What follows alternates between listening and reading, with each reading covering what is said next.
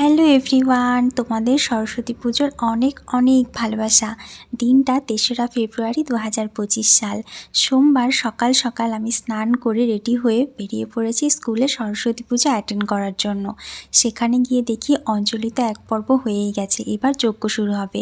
যজ্ঞ করতে করতেই মাকে দেখো সুন্দর করে মালাটা পরিয়ে দেওয়া হলো। যজ্ঞের পরেই আমরা সকলে মিলে অঞ্জলি দিলাম আর যজ্ঞের ফোঁটাও নিয়ে নিলাম।